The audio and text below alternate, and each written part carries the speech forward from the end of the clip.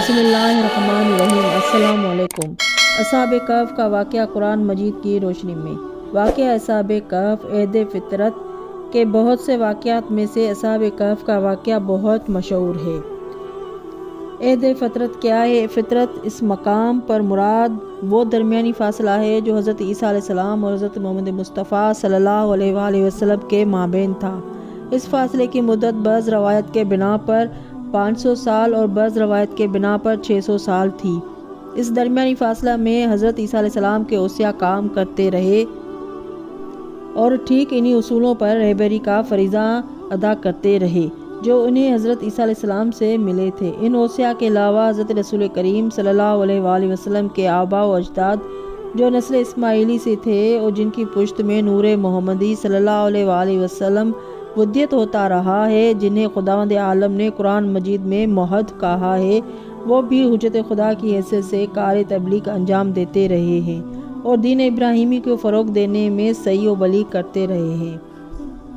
تو عہد فطرت کے بہت سے واقعات میں اصحاب کہف کا واقعہ بہت مشہور ہے۔ اس کا مفصل ذکر قرآن مجید میں بھی موجود ہے۔ اس واقعے کی اہمیت کے پیش نظر قرآن کے 15ویں پارے میں اس سورہ کا نام جس میں یہ واقعہ ہے سورہ کہف رکھ دیا گیا ہے۔ یہ واقعہ حضرت عیسیٰ علیہ السلام اور حضرت محمد مصطفیٰ صلی اللہ علیہ وآلہ وسلم کے درمیانی عہد میں گزرا ہے۔ اس واقعے کی اہمیت اس سے بھی ظاہر ہوتی ہے کہ خداوند عالم نے اسے خود عجیب و غریب بتایا ہے۔ قرآن مجید میں ان آیات کا ترجمہ بتاتے ہیں جن میں اس واقعے کا ذکر ہے۔ ترجمہ: اے رسول صلی اللہ علیہ وآلہ وسلم، کیا تم یہ خیال کرتے ہو کہ اصحاب کہف و رقیم ہماری قدرت کی نشانیوں میں سے ایک عجیب نشانی تھے کہ یکبارگی کچھ جوان غار میں آ پہنچے اور دعا کی کہ اے ہمارے پروردگار، ہمیں اپنی بارگاہ سے رحمت عطا فرما اور ہمارے واسطے ہمارے کام میں کامیابی عنایت کر۔ تب ہم نے کئی برس تک غار میں ان کے کانوں پر پردے ڈال دیے، یعنی انہیں سلا دیا، پھر ہم نے انہیں چونکا دیا تاکہ ہم دیکھیں کہ وہ دو گروہوں میں سے کس کو غار میں ٹھہرنے کی مدت خوب یاد ہے۔ اے رسول صلی اللہ علیہ وآلہ وسلم، اب ہم ان کا حال تم سے بالکل ٹھیک تحقیقاً بیان کرتے ہیں۔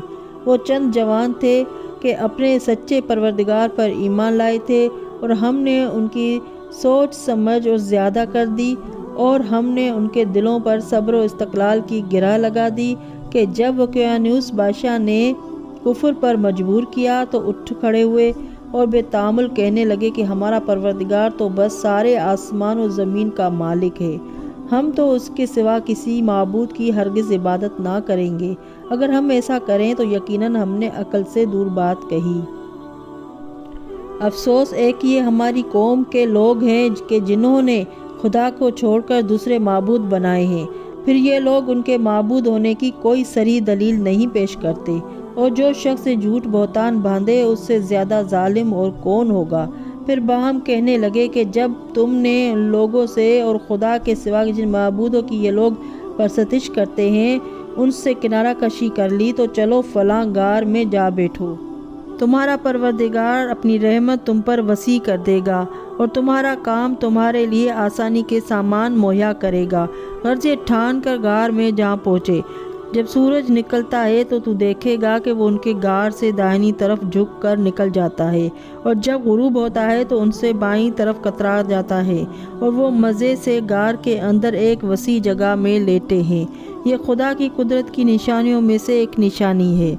جس کو خدا ہدایت کرے وہی ہدایت یافتہ ہے اور جس کو گمراہ کرے یعنی اس کی توفیق سلب کر لے تو پھر تم اس کا کوئی سر پر رہنما ہرگز نہ پاؤ گے، اور آپ ان کو سمجھیں گے کہ وہ جاگتے ہیں حالانکہ وہ گہری نیند سو رہے ہیں، اور ہم کبھی دائنی طرف اور کبھی بائیں طرف ان کی کروٹیں بدلوا لیتے ہیں، اور ان کا کتا اپنے آگے دونوں پاؤں پھیلائے چوکھٹ پر ڈٹا بیٹھا ہے۔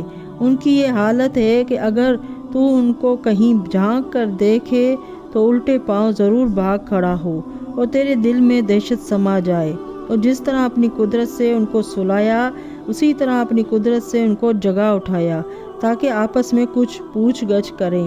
غرض ان میں سے ایک بولنے والا بول اٹھا، بھائی آخر اس غار میں تم کتنی مدت ٹھہرے؟ کہنے لگے ٹھہرے کیا، بس ایک دن یا ایک دن سے بھی کم۔ اس کے بعد کہنے لگے کہ جتنی دیر تم غار میں ٹھہرے اس کو تمہارا پروردگار ہی کچھ تم سے بہتر جانتا ہے۔ اچھا تو اب اپنے میں سے کسی کو اپنا روپیہ دے کر شہر کی طرف بھیجو، پھر اس میں سے بقدر ضرورت کھانا تمہارے واسطے لے آئے، اور اسے چاہیے کہ وہ آہستہ چپکے سے آ جائے اور کسی کو تمہاری خبر نہ ہونے دے۔ اس میں شک نہیں کہ اگر لوگوں کو تمہاری اطلاع ہو گئی تو بس پھر تم کو سنسار کر دیں گے یا پھر تم کو اپنے دین کی طرف پھیر لیں گے، اور اگر ایسا ہوا تو پھر تم کبھی کامیاب نہ ہوں گے۔ اور ہم نے یوں ان کی قوم کے لوگوں کو ان کی حالت پر اطلاع کر دی تاکہ وہ لوگ دیکھ لیں کہ خدا کا وعدہ یقیناً سچا ہے، اور یہ بھی سمجھ لیں کہ قیامت کے آنے میں کچھ بھی شبہ نہیں۔ اب اطلاع ہونے کے بعد ان کے بارے میں لوگ باہم جھگڑنے لگے، تو کچھ لوگوں نے کہا کہ ان کے غار پر بطور یادگار کوئی عمارت بنا دو، ان کا پروردگار تو ان کے حال سے خوب واقف ہے۔ اور ان کے بارے میں جن کی رائے غالب رہی انہوں نے کہا کہ ہم تو ان کے غار پر ایک مسجد بنائیں گے، قریب ہے کہ لوگ نصارہ نجران کہیں گے کہ وہ 3 آدمی تھے، چوتھا ان کا کتا قطمیر ہے، اور کچھ لوگ عاقب وغیرہ کہتے ہیں کہ 5 آدمی تھے، چھٹا ان کا کتا ہے۔ یہ سب غیب میں اٹل لگاتے ہیں، اور کچھ لوگ کہتے ہیں کہ 7 آدمی تھے، 8واں ان کا کتا ہے۔ اے رسول صلی اللہ علیہ وآلہ وسلم تم کہہ دو کہ ان کا شمار میرا پروردگار ہی خوب جانتا ہے، ان کی گنتی کو تھوڑے ہی لوگ جانتے ہیں۔ تو اے رسول صلی اللہ علیہ وآلہ وسلم تم لوگوں سے اصحاب کہف کے بارے میں سرسری گفتگو کے سوا زیادہ نہ جھگڑو، ان کے بارے میں ان لوگوں میں سے کسی سے کچھ پوچھو بھی نہیں، اور کسی کام کی نسبت نہ کہا کرو کہ میں اس کو کل کروں گا، مگر انشاءاللہ کہہ کر، اور اگر انشاءاللہ کہنا بھول جاؤ تو جب یاد آئے اپنے پروردگار کو یاد کر لو اور انشاءاللہ کہہ لو، اور کہو کہ امید ہے کہ میرا پروردگار مجھے ایسی بات کی ہدایت فرمائے جو رہنمائی میں اس سے بھی زیادہ قریب ہے۔ اصحاب کہف غار میں 9 اوپر 300 برس رہے۔ اے رسول صلی اللہ علیہ وآلہ وسلم اگر وہ لوگ اس پر نہ مانے تو تم کہہ دو کہ خدا ان کے ٹھہرنے کی مدت سے بخوبی واقف ہے، سارے آسمان اور زمین کا غیب اسی کے واسطے خاص ہے، اللہ اکبر۔ اور وہ کیسا دیکھنے والا اور کیا ہی سننے والا ہے، اس کے سوا ان لوگوں کا کوئی سرپرست نہیں، اور وہ اپنے حکم میں کسی کو اپنا دخیل نہیں بناتا۔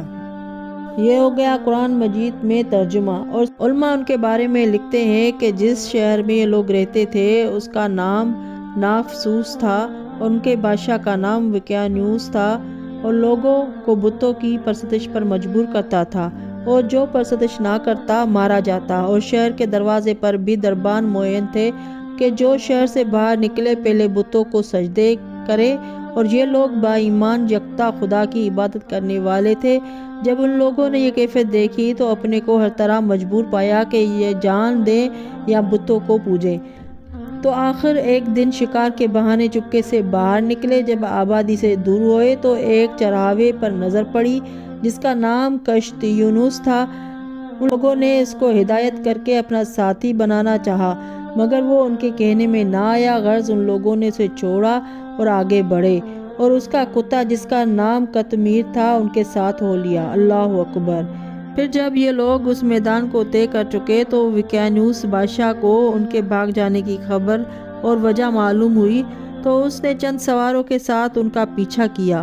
جب ان لوگوں نے سواروں کو دیکھا تو خوف کے مارے پہاڑ کے ایک کوہ میں جا چھپے، اور بے ساختہ ان کی زبان سے نکلا حسبنا اللہ و نعم الوکیل، غرض ان کا اس خوف میں جانا تھا کہ خدا نے ان پر نیند کو غالب کر دیا کہ سب کے سب سو گئے۔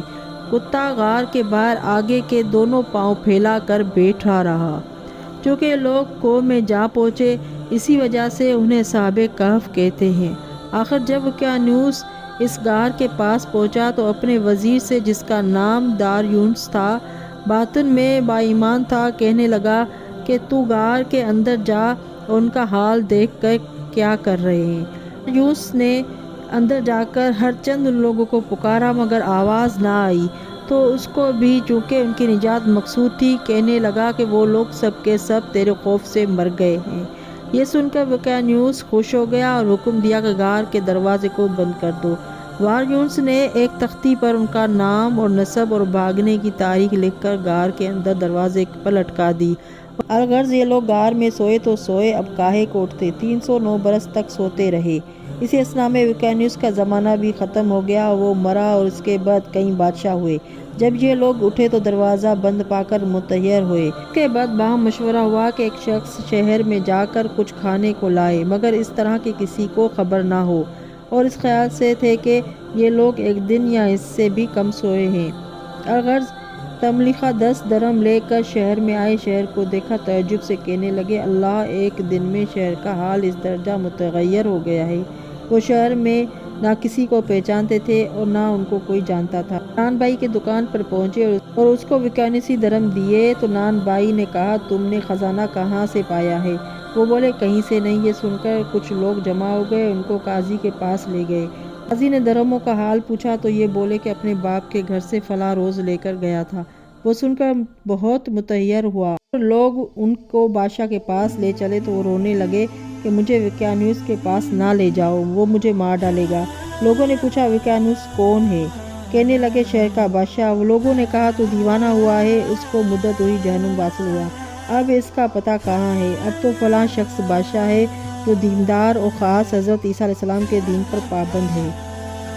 اس کو بادشاہ کے پاس لے گئے اور وہاں انہوں نے اپنا پورا قصہ بیان کیا تو بادشاہ نے علماء کو بلایا اور تملیخہ کے ساتھ غار کے پاس آیا تو تختی پر لوگوں کے نام دیکھے جو لوہے یا سیسے تانبے کے تھے۔ تملیخہ اندر گئے اور اپنے ساتھیوں سے اپنا حال بیان کیا اور لوگوں نے سن کر سجدے میں دعا کی کہ خداوندا پھر ہم پر نیند کو غالب کر۔ غرض وہ لوگ پھر سو رہے۔ بادشاہ کچھ دیر کے بعد خود اندر گیا تو ان کو سوتا پایا۔ بادشاہ کے ساتھیوں نے ان کی تعداد میں اختلاف کیا ہے، جس نے جو دیکھا بیان کیا۔ غرض کہ وہ سوئے تو پھر ایک مرتبہ حضرت رسول کریم صلی اللہ علیہ وآلہ وسلم کے زمانے میں چونکے، جبکہ حضرت علی علیہ السلام بساط پر ہوا پر اڑتے ہوئے وہاں پہنچے تھے اور انہیں سلام کیا تھا اور انہوں نے جواب سلام دیا تھا، پھر اس کے بعد سو گئے۔ اب رجت کے وقت جب امام آخر الزماں جل فرجم ظہور فرمائیں گے، اس وقت جاگیں گے اور حضرت حجت علیہ السلام کا ساتھ دیں گے۔ اللہم صلی علی محمد وعلی محمد وعجل فرجهم اجمعین۔